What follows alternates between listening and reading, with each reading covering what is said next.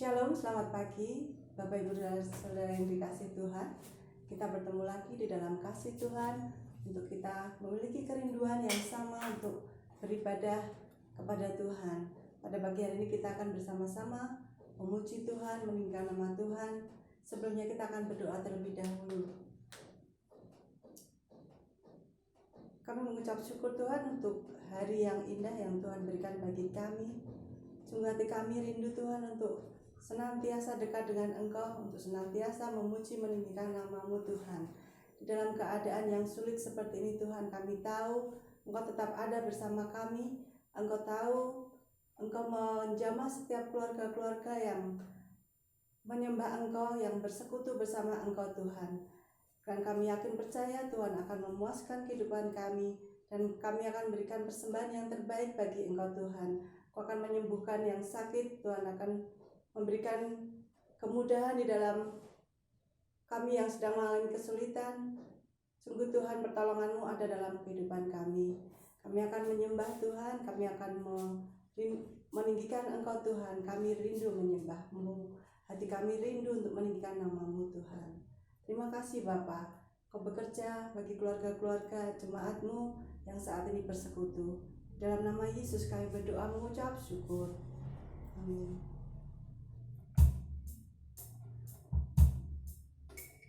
Engkau Tuhan Allah Maha Tahu betapa dahsyatnya kuasa Tuhan. Mari kita akan pujikan bersama-sama. Kita sembah Tuhan, Allah kita ya Allah yang hidup. Kemanakah aku dapat pergi menjauhi Roh-Mu Tuhan?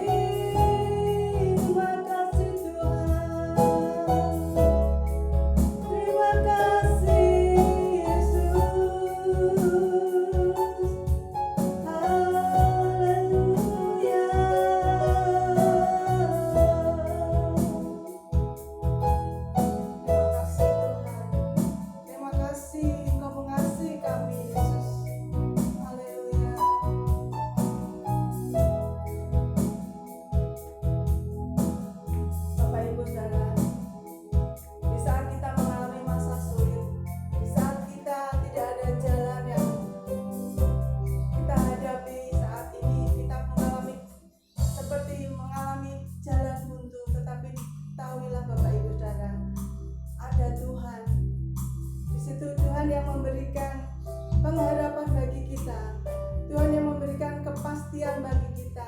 Sebut namanya, hanya nama Yesus, hanya nama Yesus yang memberikan jawaban.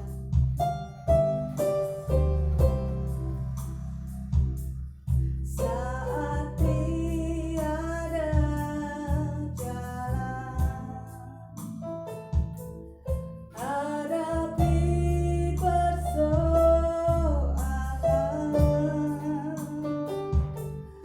Yesus ada di sana dan memberiku jawaban. Pahitnya kenyataan,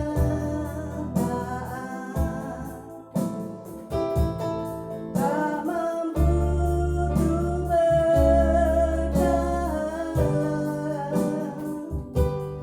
Yesus ada di sana dan memberiku jawaban. Hanya nama Yesus,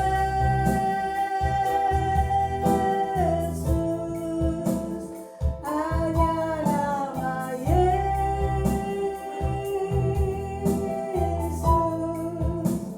hanya nama Yesus,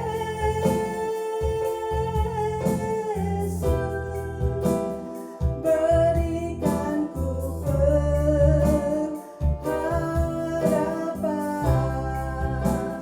Hanya nama Yesus,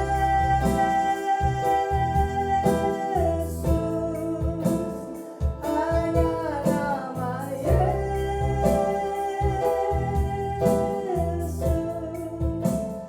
hanya nama Yesus,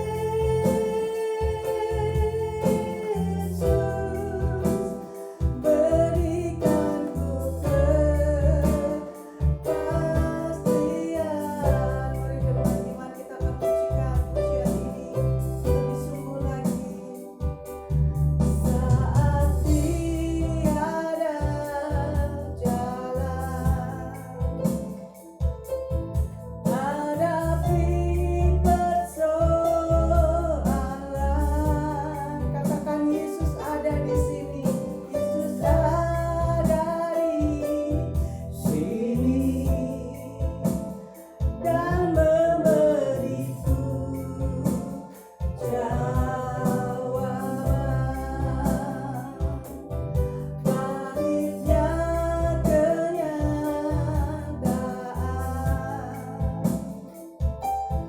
tak mampu ku bertahan. Katakan Yesus, Yesus ada di sini dan memberiku jawaban. Hanya nama Yesus,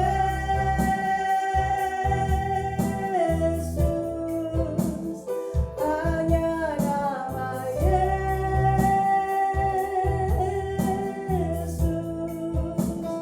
hanya nama Yesus,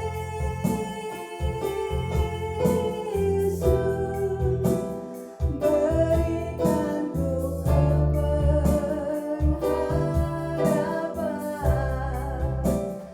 Hanya nama Yesus,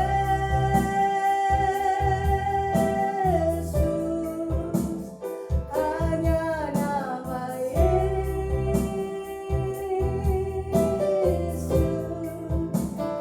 hanya nama Yesus, berikan ku kepastian,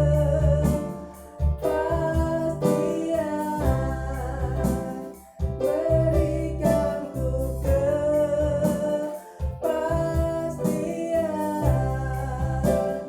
berikan ku kepastian.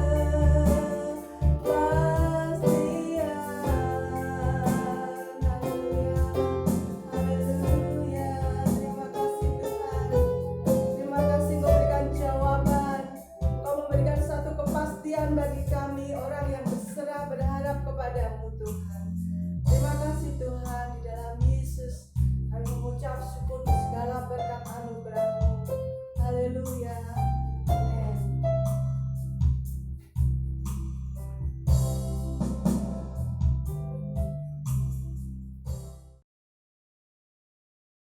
Shalom Bapak Ibu Saudara semuanya. Selamat pagi dan bersyukur kepada Tuhan di hari-hari ini tetap kita semua dipelihara Tuhan, kita semua tetap ada dalam pengawasan Tuhan. Oleh sebab itu Bapak Ibu Saudara semuanya, mari kita bersama-sama mempersiapkan hati kita semua. Kita boleh bersekutu, kita boleh menaikkan pujian, penyembahan kita, ucapan syukur kita kepada Tuhan.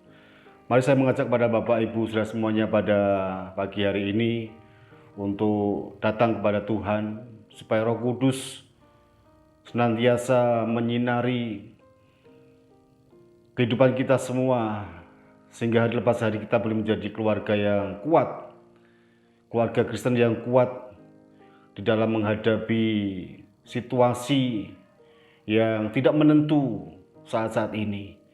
Mari saya mengajak pada Bapak Ibu Saudara semuanya ada di rumah, kita akan satukan hati, kita akan berdoa dan bersyukur di hadapan Tuhan. Bapa dalam surga, kami bersyukur hari ini, terima kasih untuk segala kebaikan-Mu, terima kasih untuk kasih setia Tuhan, terima kasih untuk penghiburan yang Tuhan berikan, terima kasih untuk kekuatan yang sudah Tuhan berikan dalam kehidupan kami pribadi lepas pribadi. Kami bersyukur untuk setiap anugerah Tuhan yang besar atas kehidupan kami semua. Kami berterima kasih karena Tuhan sangat baik, Tuhan sangat memperhatikan kami, Tuhan sangat mempedulikan kehidupan kami semua. Dan kami bawa hidup kami Tuhan. Kami percaya Tuhan akan memampukan kami menjadi orang Kristen, menjadi keluarga Kristen yang kuat di dalam kehidupan ini. Terima kasih Bapak, terima kasih. Segala puji hormat kami naikkan di hadapan Tuhan pada pagi hari ini. Di dalam nama Tuhan Yesus Kristus kami berdoa dan mengucap syukur. Haleluya. Amin. Puji nama Tuhan, Bapak Ibu Saudara semuanya.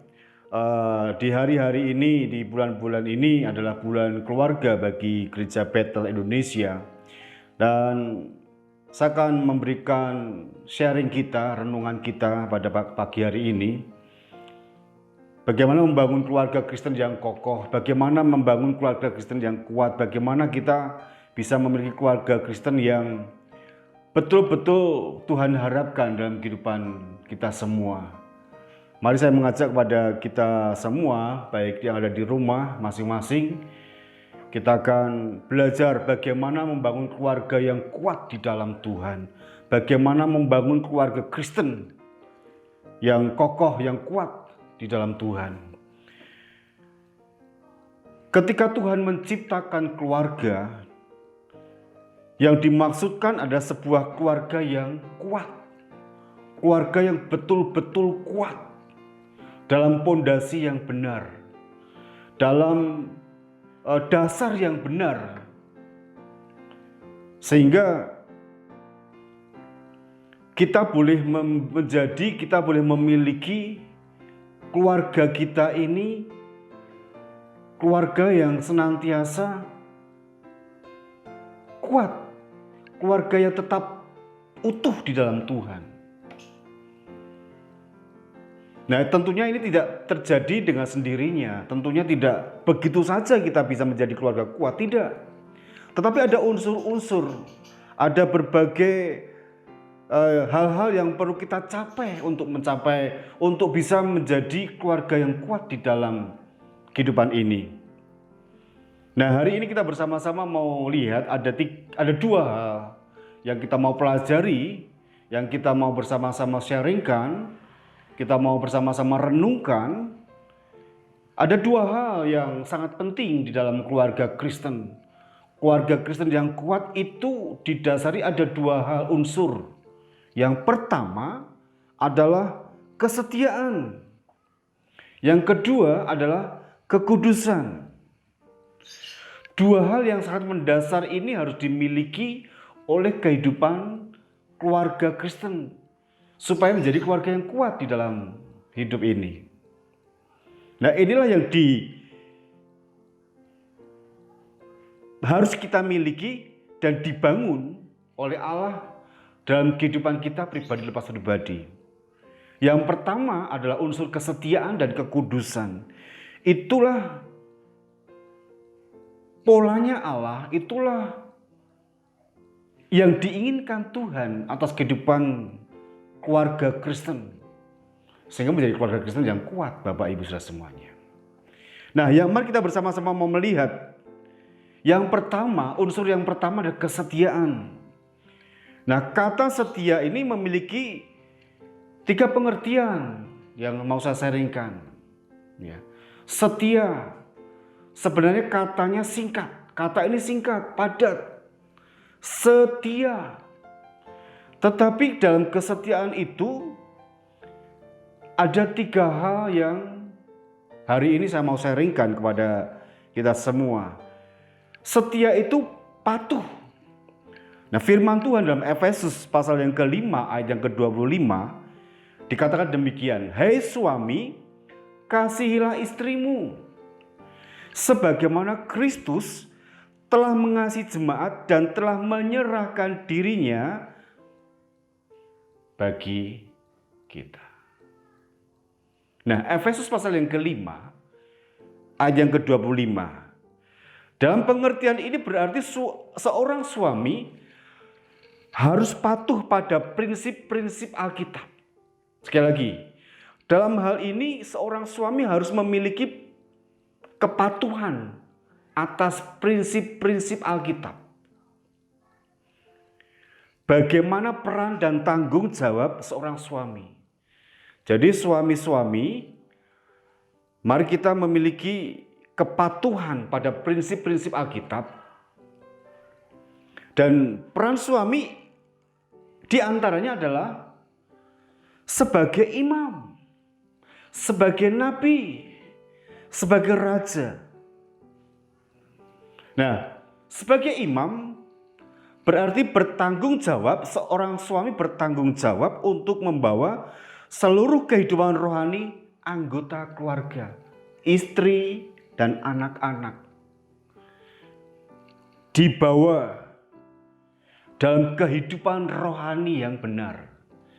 Dibawa kepada pengenalan yang benar kepada Tuhan. Bukan dibawa kepada penalaran atau akal manusia.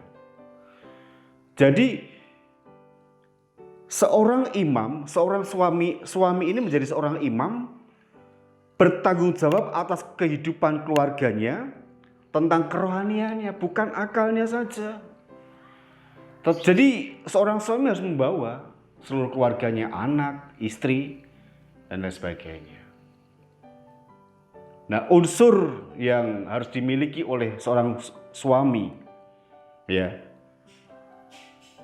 bertanggung jawab pada prinsip-prinsip, pada kepatuhan kita pada prinsip-prinsip Alkitab. Ya, sebagai imam, jadi bertanggung jawab bagaimana dia bisa seluruh keluarga ini mengenal Tuhan secara pribadi. Bertanggung jawab dalam kehidupan rohaninya. Kemudian yang kedua, peran suami sebagai imam, yang kedua adalah sebagai nabi. Berarti bergaul intim dengan Tuhan sehingga mengerti kehendak Tuhan dan mengajarkannya kepada keluarganya. Jadi seorang suami menjadi nabi. Artinya apa? Bergaul intim, hubungan, mengenal Tuhan, berdoa. Itu yang harus kita para suami miliki, bergaul. Kemudian mengajarkannya kepada keluarga. Bergaul, kemudian mengajarkannya kepada keluarga. Ini sebagai nabi para suami. Kemudian sebagai raja. Artinya apa? Bertanggung jawab untuk memenuhi kebutuhan keluarga. Melindungi dan mengatur semua anggota keluarga. Jadi suami bertanggung jawab memenuhi kebutuhan keluarga, melindungi, kemudian mengatur semua anggota keluarga. Jadi suami itu berhak ngasih tahu, suami, istri, dikasih tahu ini tidak benar, ini yang benar.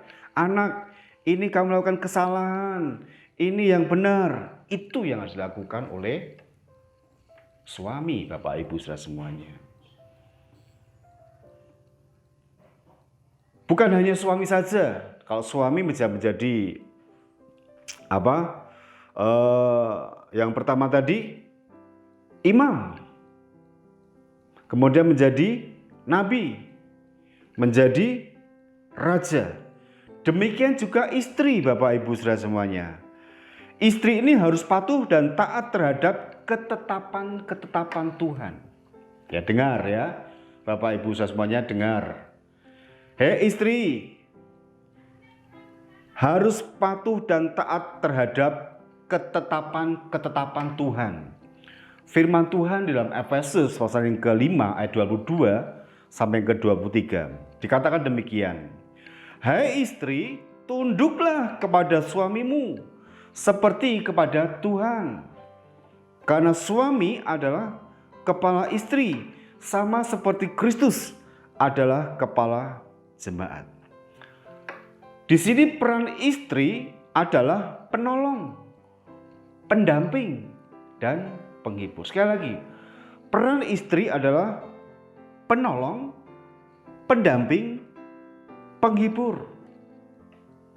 Jadi istri bukan penodong ya, tetapi istri sebagai apa? Penolong. Nah, sebagai penolong berarti ia menolong suami untuk memaksimalkan peran suami itu. Sama seperti Adam lebih maksimal setelah kehadiran Hawa. Mereka diberikan mandat yang lebih besar untuk menguasai dan menaklukkan bumi. Jadi istri ini menjadi pendamping suami. Menolong. Ketika suami istri ini saling tolong menolong, saling bahu membau, maka keluarga ini menjadi keluarga yang sangat kuat, yang sangat hebat. Jadi saling mengingatkan satu dengan yang lain. Jadi suami, kalau ada suami yang mungkin kurang benar diingatkan istri, terima. Walaupun kadang seorang suami, wah istri kok nuturi suami, kowe ngerti ne apa? Enggak. Tetapi inilah peran istri sebagai penolong. Suami jatuh ditolong sehingga bangun bersama-sama, kuat di dalam Tuhan. Kemudian istri sebagai apa? Sebagai pendamping. Walaupun secara fisik pria pada umumnya lebih kuat daripada wanita, tetapi istri memiliki kekuatan yang tidak dimiliki suami. Harus dipercaya itu. Yaitu umumnya memiliki sensitivitas yang lebih tinggi. Peran sebagai pendamping terutama di dalam fungsi sosial.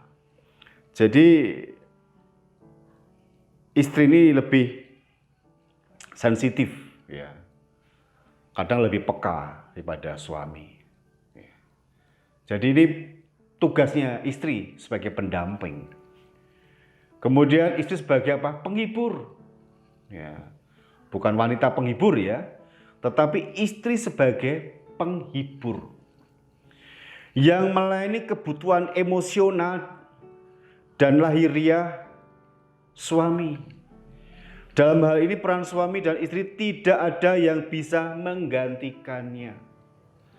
Peran suami istri tidak ada yang bisa menggantikannya. Jadi sama-sama suami dan istri ini punya peran masing-masing. Dan pada kedudukannya, dalam posisinya, maka keluarga ini akan menjadi keluarga yang kuat. Menjadi keluarga yang mendasar di dalam firman Tuhan. Dan badai apapun yang terjadi, mereka kuat di dalam Tuhan. Ya, selanjutnya, kalau yang pertama tadi adalah Kesetiaan itu terdiri dari apa? Kepatuhan, patuh. Kemudian yang kedua, kesetiaan itu tetap dan teguh hati. Ya. Tetap dan teguh hati kepada pasangan walaupun menghadapi berbagai kesulitan dan tantangan. Tetap dan tetap teguh, ya. Teguh hati. Ketika ada badai yang menghadang, ketika ada masalah yang ada, tetap saling menghadapi, bersama-sama menghadapi kesulitan, bersama-sama menghadapi tantangan. Ya, menikah dengan orang yang dicintai bukan berarti tidak ada konflik atau masalah. Tetapi merajut cinta di tengah konflik atau masalah, itulah seni sebuah pernikahan. Jadi pernikahan itu bukan hanya yang berbunga-bunga. Mungkin ya pernikahan bisa menikmati kebahagiaan di tahun yang pertama, ya sedang berbunga-bunganya. Terus kemudian apakah tidak ada masalah? Wow, jangan salah, masalah pasti ada. Suami dan istri ini punya latar belakang yang berbeda-beda, punya pendirian yang berbeda-beda. Nah, untuk menyatukan ini butuh yang namanya waktu. Istri, suami yang pemarah, istri yang mungkin sama-sama temperamen. Ini saling melunturkan diri, saling bergesekan.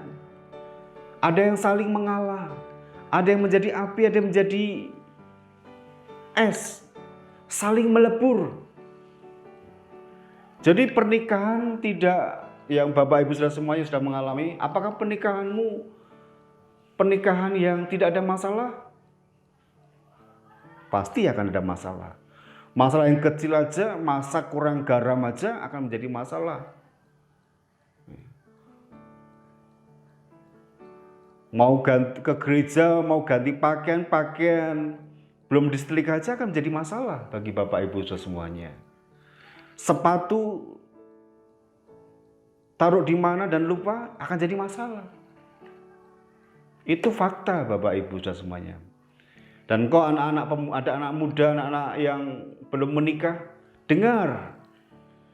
Pernikahan bukanlah satu perjalanan yang hanya untuk bersenang-senang, tetapi merupakan lembaga ciptaan Allah sebagai mitranya untuk menggenapkan rencananya.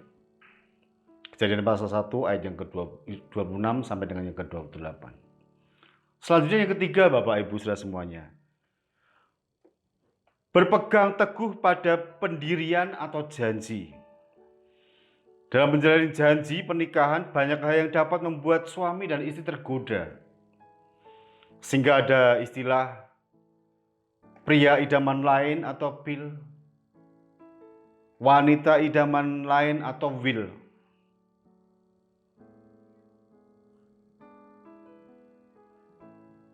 Mari jangan sampai dua hal ini akan menggoyahkan kesetiaan kita. Tetapi berpeganglah teguh pada pendirian atau janji. Ya.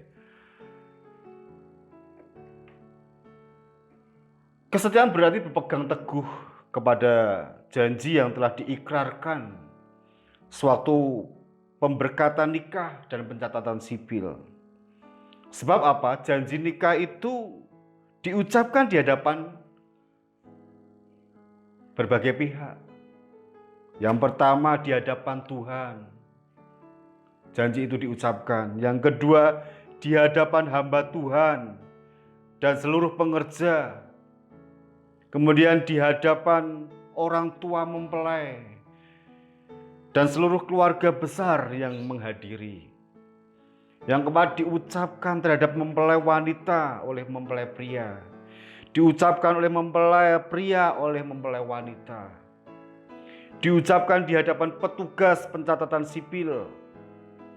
Diucapkan di hadapan seluruh keluarga, teman, dan handai tolan.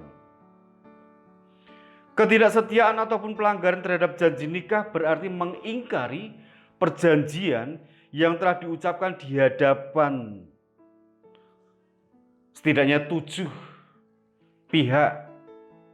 Dan firman Allah berkata, sebab aku membenci perceraian, firman Tuhan semesta alam. Maka jagalah dirimu dan janganlah berkhianat. Malayaki pasal yang kedua ayat 16.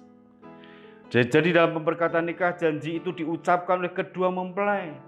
Tidak dibatasi waktu, tetapi sampai kematian yang memisahkan. Karena itu kesetiaan adalah hal yang sangat prinsip dan sangat harus dimiliki oleh keluarga Kristen dalam pernikahan. Yang pertama tadi kesetiaan. Kemudian yang kedua adalah kekudusan. Kekudusan adalah unsur kedua yang penting dalam pernikahan. Kata kudus dalam bahasa Yunani adalah hagios, yang artinya dipisahkan atau dikhususkan hanya untuk Tuhan. Kudus dalam apa? Dalam nikah. Artinya gaya hidup dan standar moral yang dijalani oleh setiap pasangan Kristen tidak sama dengan gaya hidup dunia ini. Jadi orang Kristen harus memiliki gaya hidup dalam kekudusan. Bukan seperti di luar sana banyak orang yang bercerai walaupun dia kaya tetap bercerai. Dia cantik tetap bercerai. Dia ganteng tetap bercerai. Jadi apa yang dicari? Tetapi keluarga Kristen yang diharapkan oleh Tuhan harus kokoh, harus kuat dalam kekudusan, dalam kesetiaan. Kudus dalam pekerjaan. Pekerjaan harus dilihat sebagai mandat yang Tuhan berikan guna dipakai untuk membangun kerajaan Allah. Bukan hanya sekedar kita memenuhi kebutuhan keluarga. Jadi kita taat, patuh terhadap pekerjaan kita. Lakukan dengan sebaik-baiknya. Kemudian kudus dalam apa? Dalam hobi. Jangan sampai hobi ini menjadi berhala dalam kehidupan kita pribadi. Jangan sampai kita bercerai karena hobi. Maka kita akan dikatakan orang bodoh kalau kita hanya mengandalkan hobi. Kudus dalam apa? Dalam keuangan, kudus. Kudus dalam keuangan. Tidak ada uang lanang, uang wedok, tidak ada. Kita harus keterbukaan antara suami dan istri.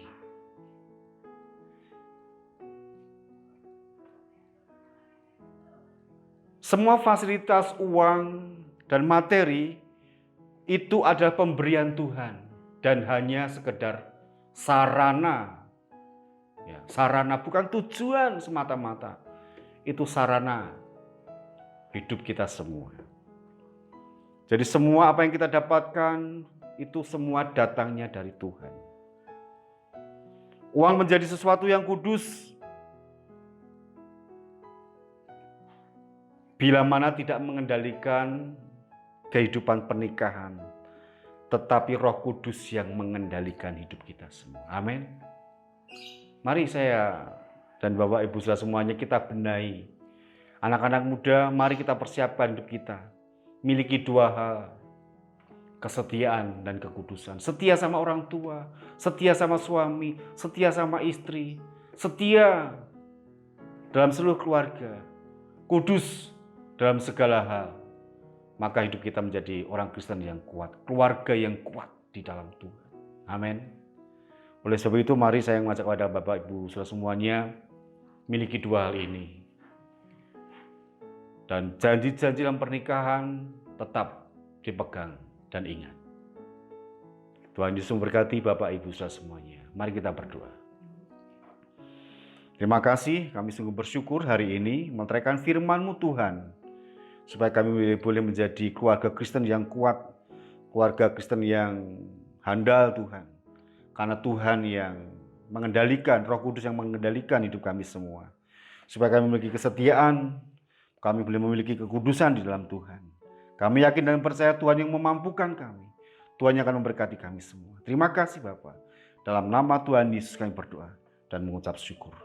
Haleluya. Amin. Tuhan Yesus memberkati Bapak Ibu saudara semuanya. Haleluya.